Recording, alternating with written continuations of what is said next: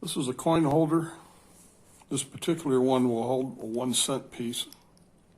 You snap that together,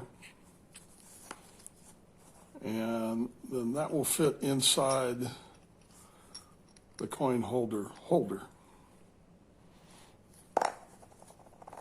And this is the swivel for the coin holder. And these are identical pieces. This one matches up to this one. And these have holes. You take a piece of filament and you push it through there and you join them together like this. And that brings that into perfect alignment. After you have your coin and the coin holder inside of this, then you can put that together, put some glue on there, and I have a video on how to weld PLA together. And then there's the swivel. Now, the swivel has 3 alignment holes in it. And again, these are identical pieces. They go back to back. And I use the filament to put them together. And on these, I use a number 50 number drill to drill those out. And then the filament will go right in there. And then when you have this together, and you can glue this together, and I put a little glue on the filament, snip it off flush, and then you put these pieces on here. When you're all done, you will have this assembly.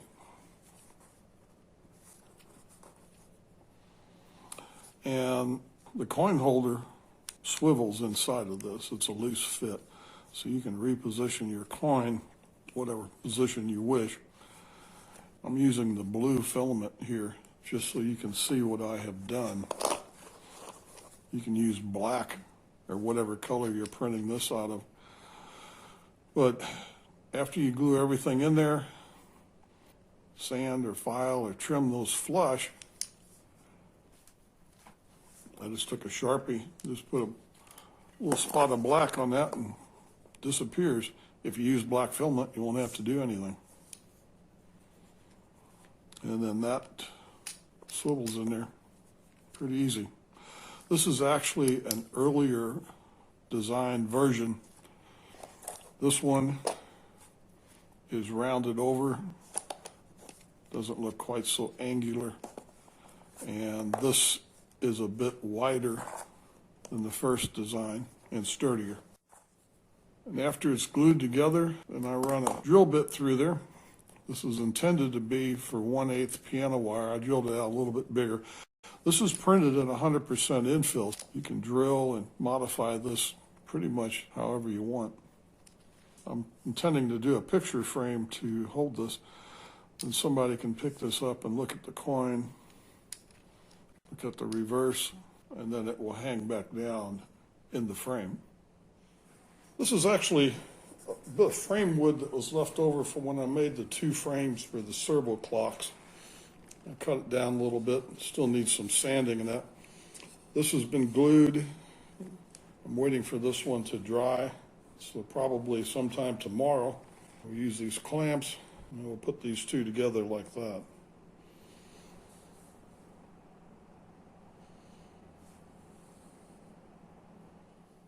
I wanted to use one of these hangers, and this nail head keeps the frame a bit away from the wall.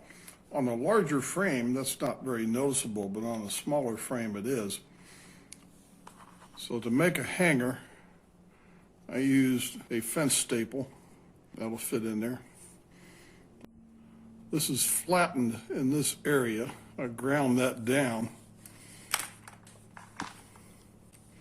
Right on the corner, I take like a awl or an ice pick, and I mark where I want to drill these holes. And I do a small pilot hole and then make them a little bit bigger, obviously being careful not to drill through the frame. And then I cut these off about here. I put a couple of notches in here with a grinder and put epoxy in there and push that in. And before I do that, on a router table, and I route that out. This piece is in the wall. You can just bump onto that head and find it, jump over it.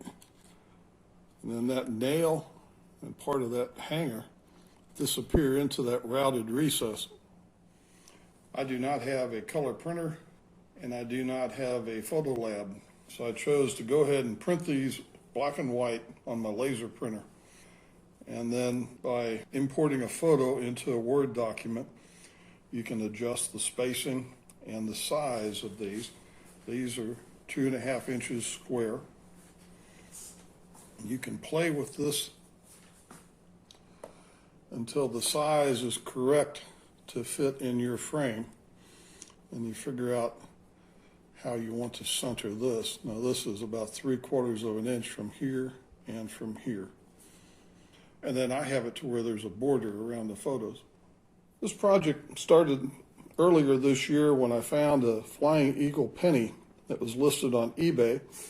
And this was in near mint condition when it was lost. And it was buried in mud or sand. And someone recently found it with a metal detector and cleaned it up. And if you look at this, it's just like a moonscape, all kinds of pits and craters in it. But it did not destroy any of the detail of the coin. So this is really a one-of-a-kind coin. And I wanted people to be able to see this. I didn't want to have to remember to dig this out of a folder or a drawer. And this lifts up, and you can look at one side, then the reverse. It'll fall back down on the frame. And I made 2 different versions. I also made a horizontal version. This is for an 1898 Indian head penny. And again, you can look at one side, then the reverse.